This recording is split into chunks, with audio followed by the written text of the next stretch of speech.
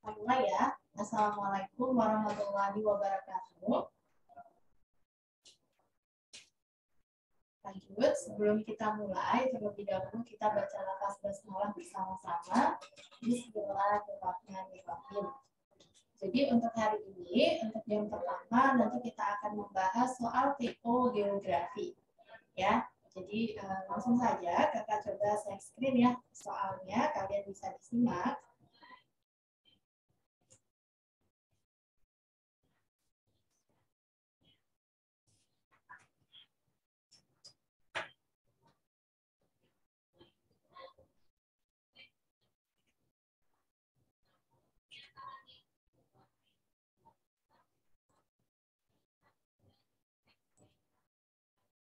Bagaimana, sudah terlihat ya? Jadi untuk hari ini nanti kita bahas TO UTBK geografi. Untuk mapel geografi itu nanti dimulai dari nomor 16 sampai nomor 30. Langsung saja kita mulai dari nomor 16. Ya, jadi untuk soal-soal seperti ini lebih baik nanti kalian baca dulu soalnya, baru kalian baca wacananya ya. Kita baca dulu untuk soal nomor 16. Prinsip geografi yang digunakan untuk mengkaji fenomena seperti yang disebut pada wacana di atas adalah ya. Jadi untuk soal nomor 16 yang ditanya adalah prinsip geografi. Masih ingat ya, prinsip geografi itu ada 4 ya. Yang pertama ada prinsip deskripsi ya. Prinsip deskripsi ini adalah cara pemaparan hasil pengkajian studi geografi terhadap gejala, fenomena, atau masalah yang ada. Ya, jadi kata kuncinya apa sih untuk prinsip deskripsi? Kata kuncinya adalah pemaparan. Ya, di sini kakak garis bawah untuk deskripsi, kata kuncinya pemaparan. Kemudian prinsip yang kedua yaitu prinsip distribusi. Jadi prinsip distribusi ini gejala, fenomena, atau masalah geografi yang terdapat di ruang muka bumi dikaji persebarannya. Jadi kalau di sini untuk prinsip distribusi mengkaji persebaran dari gejala atau fenomena geosfer tersebut. Jadi untuk distribusi kata kuncinya adalah penyebaran atau persebaran ya. Kemudian kita lanjut yang ketiga itu ada prinsip interrelasi. Jadi prinsip interrelasi ini terdapat hubungan timbal balik antara komponen atau aspek-aspek lingkungan geografi, baik aspek fisik, aspek non-fisik ya, atau disebut juga aspek sosial. Nah, jadi di sini kata kuncinya apa? Kata kuncinya adalah hubungan timbal balik. Jadi terdapat hubungan timbal balik. Contohnya apa hubungan timbal balik? Contohnya seperti ya. Kemudian kita lanjut yang keempat, ada prinsip korologi. Ya, jadi untuk prinsip korologi ini gejala, kemudian fakta dan masalah geografi ditinjau dari penyebarannya, kemudian interrelasi dan interaksinya dalam ruang. Atau di sini bisa kita katakan bahwa prinsip korologi ini adalah kombinasi atau gabungan dari ketiga prinsip sebelumnya. Ada prinsip deskripsi, kemudian distribusi, dan interrelasi. Jadi ketiganya itu digabung. Gitu. Nah, itu masuk ke dalam prinsip korologi ya. Jadi itu untuk prinsip geografi, kakak ulang, ada prinsip deskripsi, kemudian distribusi, interrelasi, dan korologi. Ya, kalau untuk korologi tadi kombinasi atau gabungan. Nah, kita langsung sekarang baca dulu wacananya yang berjudul Jabodetabek banjir. Curah hujan 1 Januari 2020 tertinggi selama 24 tahun. Hujan yang mengguyur Jakarta pada tanggal 1 Januari 2020 ternyata memecahkan rekor dalam seperempat abad terakhir. Curah hujan yang terjadi pada awal tahun 2020 tersebut adalah yang tertinggi sejak tahun 1996. Curah hujan kemarin adalah yang tertinggi selama 24 tahun terakhir berdasarkan data sejak 1996, kata Kepala Badan Meteorologi, Klimatologi, dan Geofisika atau BMKG, Rikoita Kamawati, kepada detik.com. Kamis 2 Januari 2020, kemudian curah hujan tertinggi kemarin tercatat berlokasi di Halim Perdana Kusuma, Jakarta Timur. Curah hujan itu diukur per hari. Data curah hujan dengan intensitas tertinggi kemarin 377 mm per hari di Halim, kata Rikoita. Dia memaparkan catatan curah hujan tertinggi di Jakarta dari tahun-tahun sebelumnya. Berikut ini catatannya. Pada tahun 1996 tercatat 216 mm per hari. Lanjut, tahun 2002 168 mm per hari. 2007 340 mm per hari. 2008 250 mm per hari.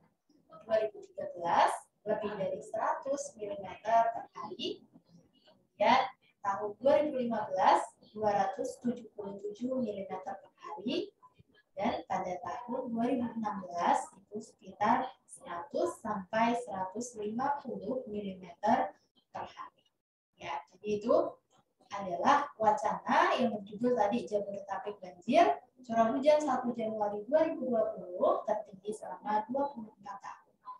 Nah, kalau kita lihat dari fenomena yang sudah dijelaskan pada wacana tersebut, prinsip geografi yang paling cocok digunakan untuk mengkaji pemaparan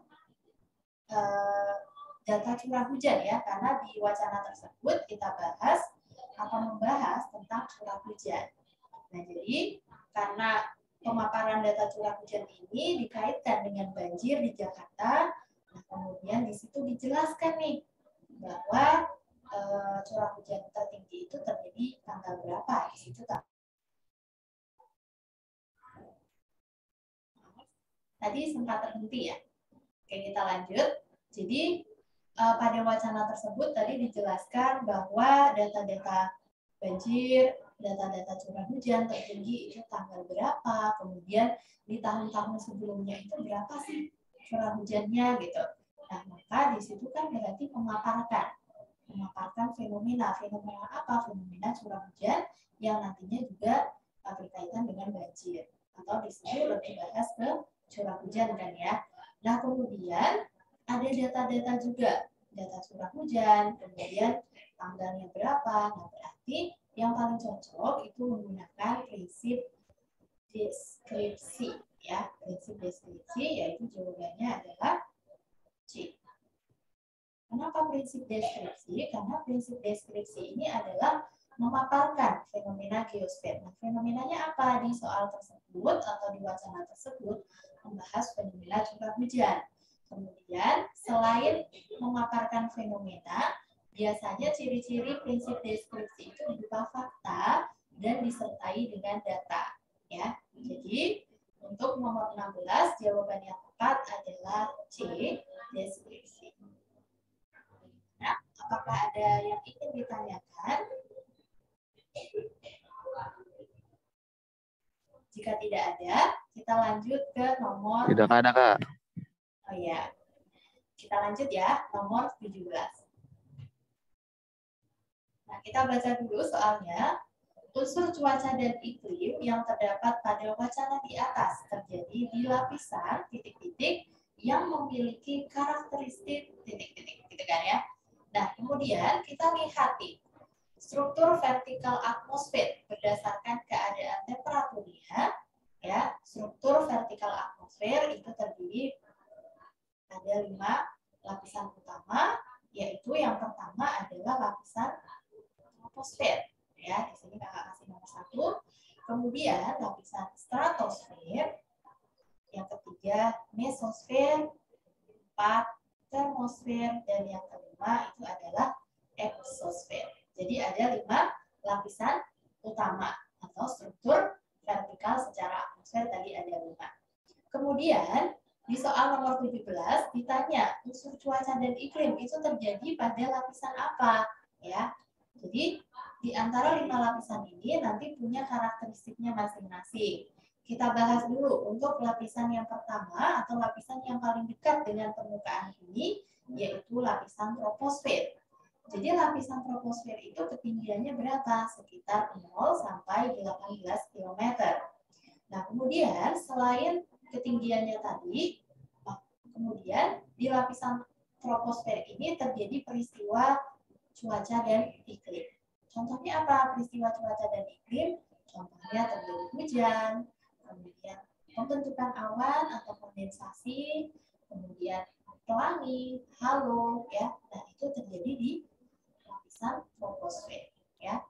Kemudian di lapisan troposfer ini juga terjadi penurunan suhu atau penurunan temperatur seiring dengan kenaikan ketinggian. Maksudnya gimana? Jadi setiap kenaikan ketinggian 100 meter, maka suhunya itu akan turun 0,6 sekitar 0,65 derajat Celcius.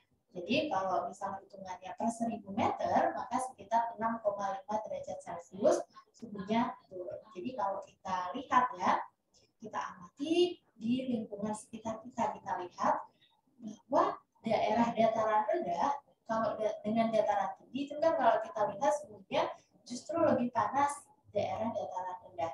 Kenapa ya? Karena tadi setiap kenaikan 1000 meter, maka suhunya justru turun sekitar 6,5 derajat Celcius.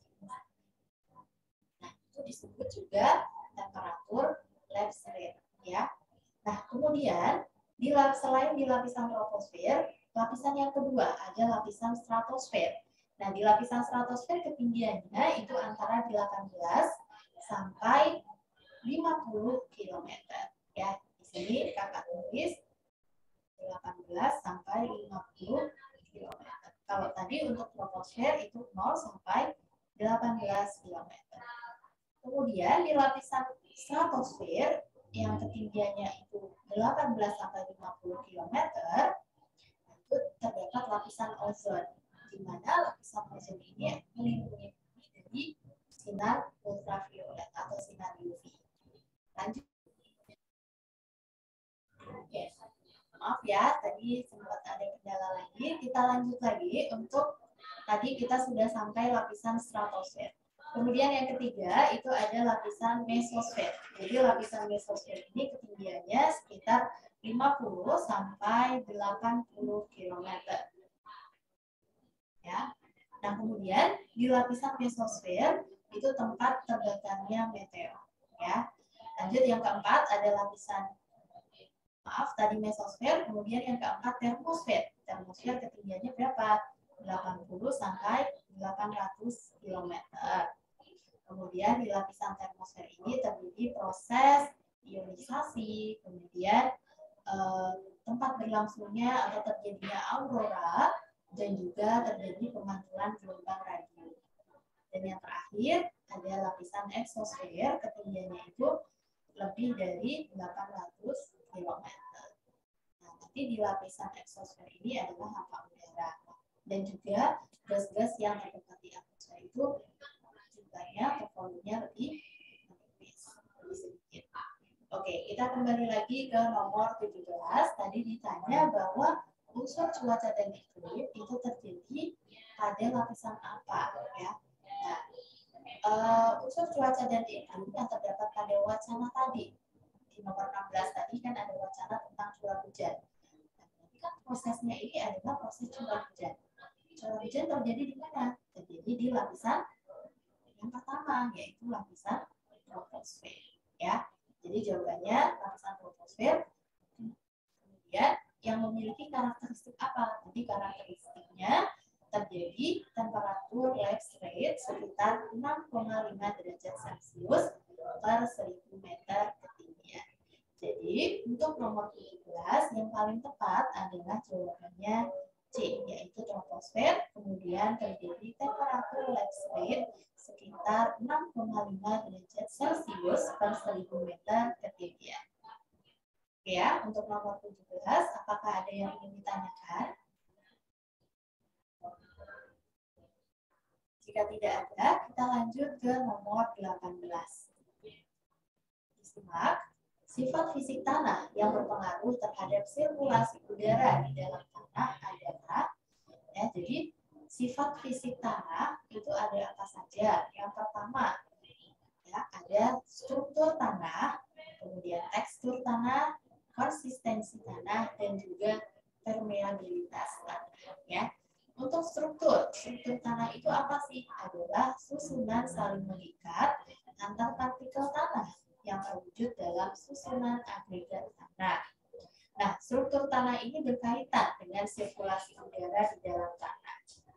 Tanah dengan struktur yang baik, yaitu struktur granular dan juga remah, memiliki tata udara yang baik.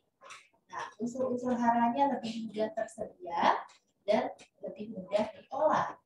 Tipe struktur tanah dapat dibedakan menjadi tipe lempeng, tipe tiang, prisma dan kolumner, kemudian tipe gumpal, tipe remah, tipe granuler, tipe berbutir tunggal, dan tipe pecah. Jadi ada beberapa struktur tanah tadi. Di antara struktur tanah tadi yang sudah kakak sebutkan, nah, struktur tanah yang paling baik itu adalah struktur granuler dan remah. Kenapa? Karena tadi sirkulasi udaranya baik. Kemudian yang kedua itu ada tekstur tanah.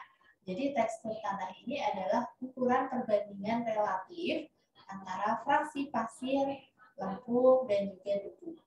Nah, tekstur tanah ini menunjukkan kasar atau halusnya tanah. Tanah dikelompokkan ke dalam beberapa macam kelas tekstur, yaitu kasar, agak kasar, sedang, agak halus, dan halus. Nah, tekstur tanah berkaitan dengan kemampuan menahan air dan menyediakan unsur hara. Jadi kalau untuk struktur tanah, kakak ulang tadi berkaitan dengan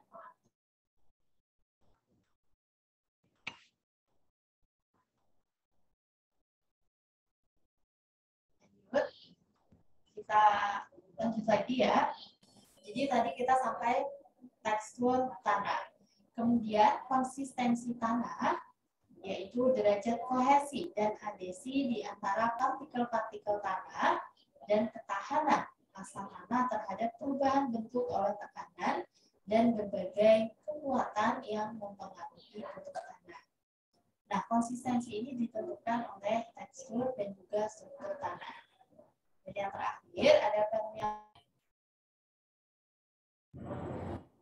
Kemudian yang terakhir ada permeabilitas, yaitu derajat kelolosan air atau cepat atau lambatnya air menerabas ke dalam tanah melalui pori-pori makro maupun pori-pori mikro, baik ke arah horizontal maupun ke arah vertikal. Kemudian permeabilitas tanah ini dipengaruhi oleh tekstur tanah. Jadi untuk nomor 18, sifat fisik tanah yang berpengaruh terhadap sirkulasi udara, ya, jawaban yang tepat adalah A, yaitu struktur tanah. Kita lanjut nomor 19.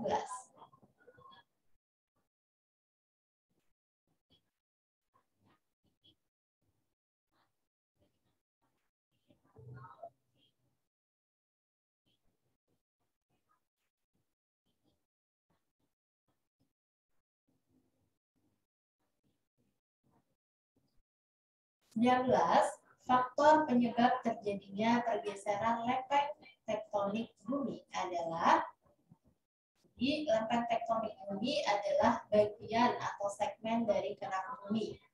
Berdasarkan teori lempeng tektonik, di atas belasan lempeng tektonik dengan ketebalan sekitar 100 km yang disebut litosfer. Nah, litosfer ini berupa materi padat yang keras dan kaku yang mengambang di atas lapisan astenosfer yang lebih plastis dan materinya lebih mengalir akibat pengaruh perbedaan suhu dan juga tekanan. Nah, di bumi terdapat 7 lempeng utama atau lempeng major, yaitu lempeng Amerika Utara, lempeng Amerika Selatan, lempeng Eurasia, benua Australia, lempeng Antartika, lempeng Pasifik, dan lempeng Afrika. Kemudian, sedangkan untuk lempeng Minamata, itu nanti ada beberapa di situ. Nah, kemudian kita lanjut. Jadi teori arus konveksi ini dikemukakan oleh Arthur Holmes pada tahun 1931. Jadi lempeng-lempeng ini menurut Holmes digeser atau terjadi pergeseran akibat adanya mekanisme arus konveksi pada lapisan ya. Di sini ada lapisan yang paling luar, yaitu lapisan kerak bumi. Kemudian ini lapisan mantel. Dan yang paling dalam ini adalah lapisan inti bumi. Jadi struktur lapisan bumi kita ya terdiri dari 3 lapisan. Ada lapisan kerak bumi. Kita lanjut. Jadi untuk nomor 19 jawaban yang tepat adalah D. Arus konveksi di bawah kerak bumi. Ya. Kemudian kita lanjut ke nomor 20. Dalam siklus manajemen bencana, sosialisasi untuk mengurangi resiko akibat bencana merupakan kegiatan. Jadi dalam siklus manajemen bencana, sosialisasi untuk mengurangi resiko akibat bencana merupakan kegiatan mitigasi. Nah, mitigasi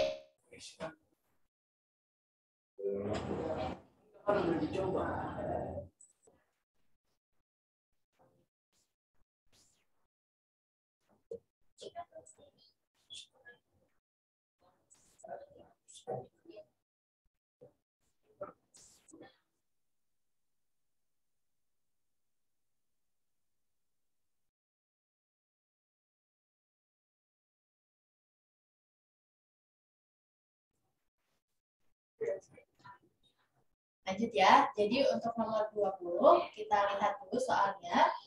Dalam siklus manajemen bencana, sosialisasi untuk mengurangi resiko akibat bencana merupakan kegiatan.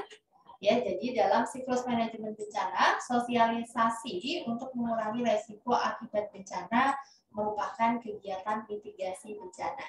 Nah, mitigasi adalah serangkaian upaya untuk mengurangi resiko bencana, baik melalui pembangunan fisik maupun penyadaran dan peningkatan kemampuan menghadapi ancaman bencana. Ya, jadi untuk mitigasi itu sendiri nanti terbagi jadi 2, kakak tuliskan di sini.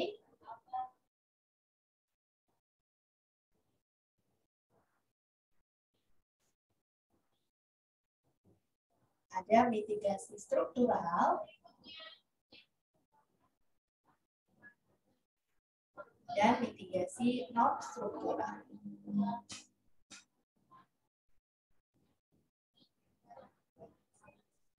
Apa sih bedanya antara mitigasi struktural dan non struktural? Untuk mitigasi struktural, upayanya berupa pembangunan fisik, jadi pembangunan sarana prasarana. Jadi untuk upaya mitigasi struktural, pendekatannya lebih ke teknologi, ya. Kemudian, kalau untuk mitigasi non struktural itu lebih ke upaya penyadaran dengan melakukan sosialisasi atau penyuluhan, atau bisa juga melakukan pelatihan-pelatihan seperti pelatihan manajemen bencana, pelatihan evakuasi, pelatihan pertolongan pertama, dan lain sebagainya. Jadi apa sih bedanya ya tadi antara mitigasi struktural dan non struktural? Contoh, misal untuk menghadapi bahaya daerah rawan banjir, maka mitigasi yang dilakukan untuk mitigasi struktural, contoh misal membuat tanggul atau membuat daerah resapan air atau lubang biopori, berarti itu lebih ke pembangunan ya yang kaitannya berkaitan dengan teknik atau pendekatannya teknologi. Itu termasuk ke dalam mitigasi struktural. Tetapi untuk mitigasi non struktural itu dampaknya lebih ke masyarakatnya, lebih ke pengetahuan masyarakat.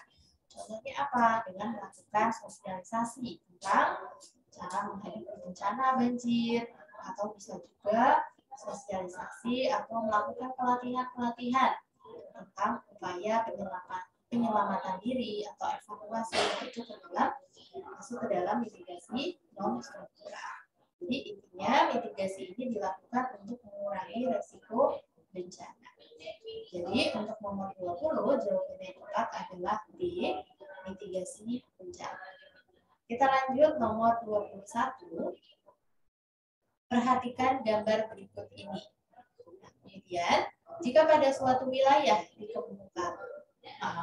ditemukan pola aliran sungai seperti yang digambar pada nomor 4 dan nomor 5, morfologi yang mungkin dijumpai pada wilayah tersebut adalah, jadi bisa kalian lihat di sini untuk pola aliran sungai ada dendritik, rektangular, anular, kemudian trellis, pinet, radial sentripetal, radial sentrifugal, dan paralel.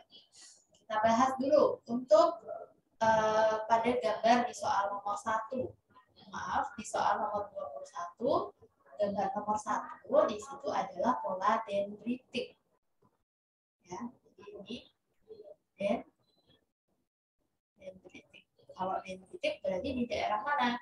Di daerah dataran rendah atau daerah yang homogen atau seragam.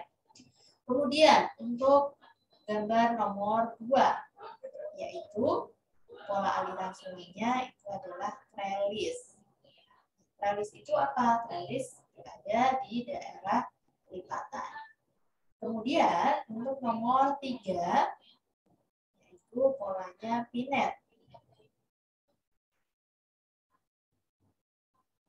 Nah, kalau untuk pola pinet itu berada di daerah lereng curam. Kemudian untuk nomor 4 yaitu polanya anular.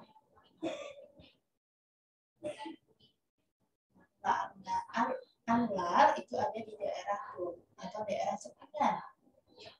Daerah dome atau daerah kubah. Ya, dome itu kubah.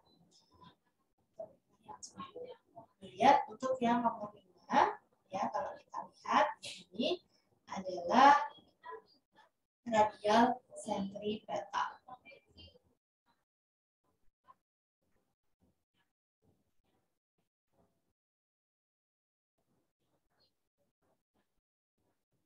Kalau untuk radial sentripetal itu ada di daerah cekungan. Ya. Jadi untuk soal nomor 21 ditanya nomor 4 dan nomor 5. Berarti jawaban yang tepat adalah B, kubah terkikis, dewasa, dan depres. Ya. Lanjut, untuk nomor 22. Alasan citra penginderaan jauh dapat digunakan untuk memantau luas genangan banjir secara periodik adalah, jadi alasan citra penginderaan jauh dapat digunakan untuk memantau luas genangan banjir secara periodik, yaitu karena citra penginderaan jauh ini dapat menghasilkan citra secara temporal. Nah, artinya apa? Artinya adalah bahwa proses penyadapan atau proses perekaman yang dilakukan oleh sensor untuk merekam objek itu sama dapat berlangsung lebih dari satu. Jadi objek yang sama bisa direkam dalam berlangsung beberapa kali. Kemudian tergantung juga dari resolusi temporal sensor tersebut. Jadi di sini alasan yang tepat ya kenapa citra penginderaan jauh ini dapat digunakan untuk memantau luas genangan banjir secara periodik. Jadi jawabannya adalah D, menghasilkan citra secara temporal. Kita lanjut untuk nomor 23. Perubahan iklim global atau global climate change secara tidak langsung mengakibatkan rawat pangan bagi manusia. Karena jadi perubahan iklim global ini adalah fenomena perubahan pola unsur-unsur cuaca dan iklim pada kurun waktu tertentu yang dapat dipertimbangkan, yang dapat diperbandingkan. Nah, rata-rata berapa sih? Sekitar 30 tahun. Nah, perubahan iklim global ini dapat mengakibatkan pola musim tidak menentu. Nah, peningkatan intensitas badai, atau bisa juga terjadi angin siklon tropis, terus peningkatan ketinggian muka air laut, atau bencana kekeringan yang memburuk. Nah, kemudian secara tidak langsung terjadinya perubahan iklim global ini juga dapat mengakibatkan rawan pangan bagi manusia karena tidak diprediksi musimnya. Jadi atau musimnya ini kan tadi tidak menentu ya. Pola musimnya yang misal biasanya bulan ini sampai bulan ini musim hujan, tapi sekarang udah nggak kayak gitu lagi karena terjadi perubahan. Nah, makanya karena musimnya itu tidak bisa diprediksi, maka itu bisa mengakibatkan rawan pangan. Kenapa? Karena bisa mengganggu masa panen. Jadi untuk nomor 23 jawaban yang tepat adalah B, yaitu tidak terprediksinya musim sehingga masa panen terganggu. Kita lanjut sekarang untuk nomor 24. Nah, menurut model gravitasi yang diadopsi dari ilmu fisika untuk menggambarkan interaksi ruang, dapat disimpulkan bahwa jadi berdasarkan rumus model gravitasi berikut, kita lihat rumusnya adalah IAB sama dengan K, kemudian PA kali B per JAB kuadrat. IAB itu interaksi antara kota A dan kota B. Untuk K itu adalah konstantannya. PA itu jumlah penduduk kota A dan PB jumlah penduduk kota B. Kemudian dibagi JAB atau jarak antara kota A dan kota B. Maka dapat disimpulkan bahwa besarnya potensi interaksi berbanding lurus dengan jumlah penduduk di kedua daerah yang berinteraksi. Dan berbanding terbalik dengan kuadrat jarak kedua daerah yang berinteraksi. Jadi jawaban yang tepat adalah E. Oke, nanti bisa disimak ya. Jadi untuk rumusnya tadi B sama dengan K, kemudian PA kali PB per JAB kuadrat. Jadi kalau untuk jumlah penduduk itu berbanding lurus, sedangkan jaraknya itu berbanding terbalik. Kita lanjut sekarang untuk nomor 25. Perhatikan zoogeographic region berikut ini. Fauna-fauna yang terdapat di region E terhenti penyebarannya sehingga ke region F karena terdapat sawar berupa.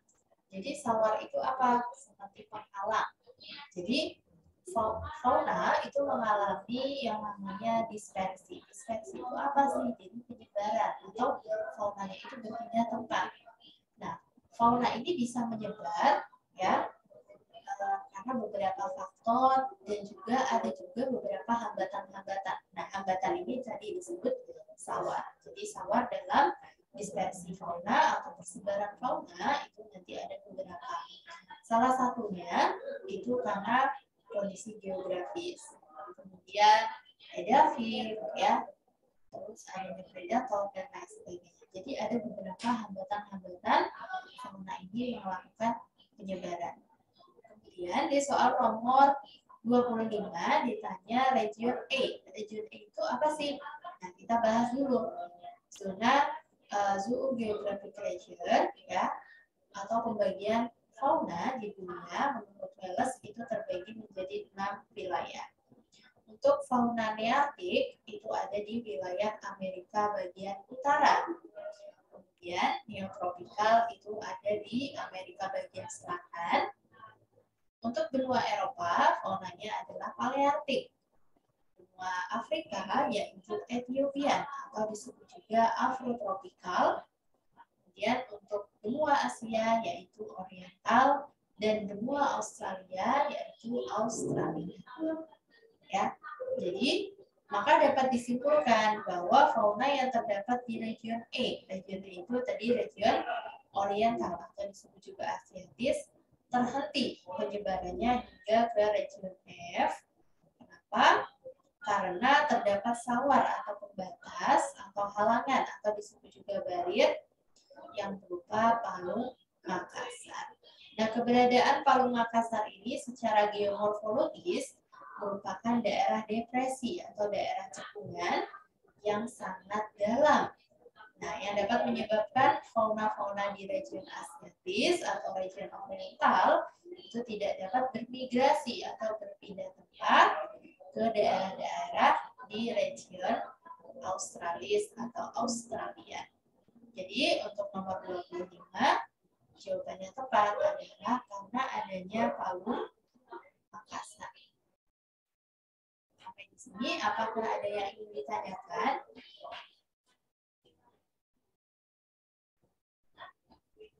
Jika tidak ada, kita lanjut ke nomor 26. Pada peta A, persawahan dibedakan atas jenis sawah irigasi dan sawah tada hujan. Pada peta B, sawah tada hujan dibedakan berdasarkan jenis tanamannya. Hal ini berarti, jadi kita lihat berdasarkan soal, dikatakan bahwa peta A, persawahan itu dibedakan atas jenis sawah irigasi dan sawah tada hujan. Sedangkan pada peta B, sawah tada hujan dibedakan berdasarkan jenis tanamannya.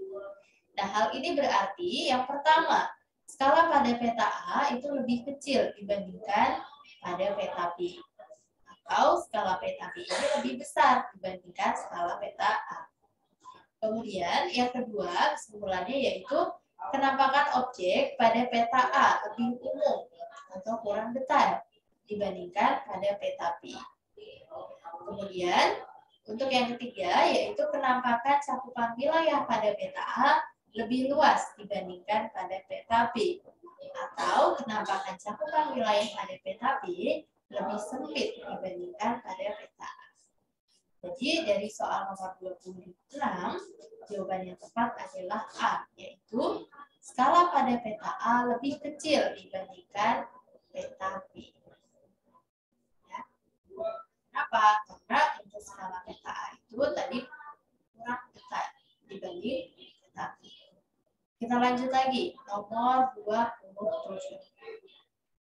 Perairan laut di wilayah Indonesia bagian barat pada umumnya mempunyai salinitas yang lebih rendah dibandingkan dengan di wilayah Indonesia bagian timur.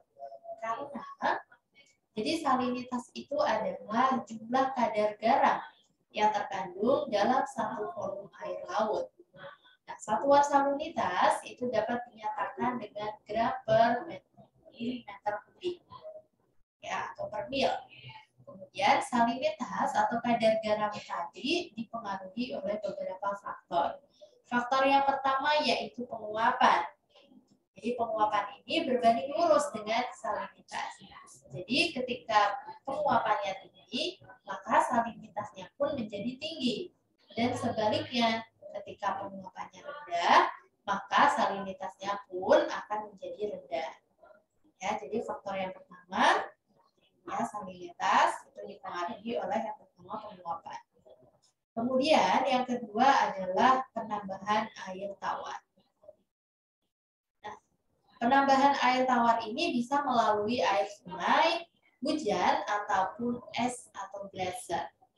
Atau penambahan air tawar ini, jadi kalau untuk penambahan air tawar itu berbanding terbalik dengan salinitas. Artinya apa? Artinya ketika penambahan air tawarnya tinggi, maka salinitasnya justru akan menjadi rendah. Dan sebaliknya, jika penambahan air tawarnya rendah, maka salinitasnya akan semakin tinggi. Jadi dengan demikian, berdasarkan teori di atas dapat disimpulkan bahwa perairan laut di wilayah Indonesia bagian barat pada umumnya mempunyai salinitas yang lebih rendah dibandingkan dengan wilayah Indonesia bagian timur. Hal ini disebabkan karena curah hujan atau penambahan air tawar tadi di wilayah Indonesia bagian barat itu lebih tinggi dibandingkan dengan wilayah Indonesia bagian timur.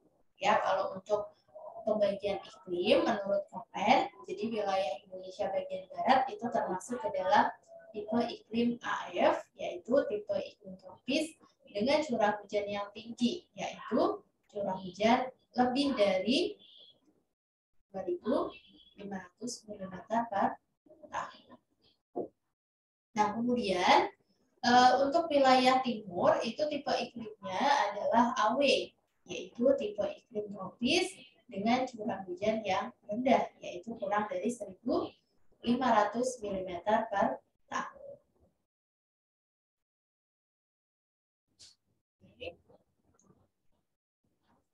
Coba share lagi ya.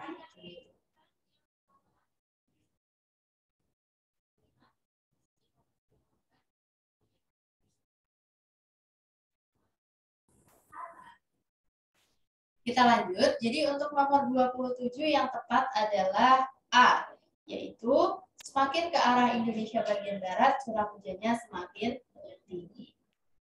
Kita lanjut sekarang untuk nomor 28.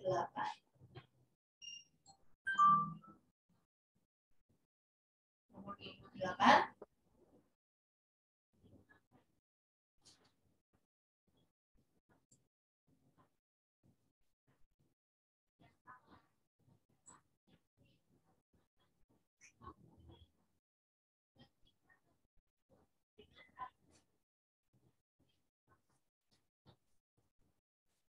Oke, nomor 28. Teori pola peruangan kota yang menyatakan bahwa pengelompokan tata guna lahan di kota itu menyebar dari pusat ke arah luar berupa wedges yang berupa bangunannya seperti irisan motitar yang ditandai dengan adanya orang-orang kelas atas yang cenderung menempati lahan terutama sepanjang jalur transportasi utama dikemukakan oleh jadi teori